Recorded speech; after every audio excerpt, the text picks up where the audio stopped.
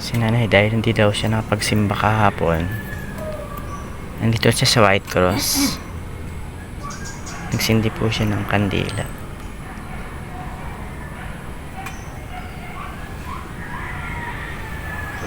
Grabe, dati tambayan namin ito pagka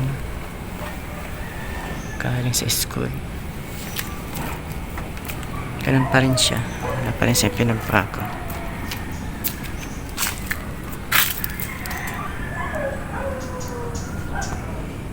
Pasahero ko po yan, si mami, si nanay.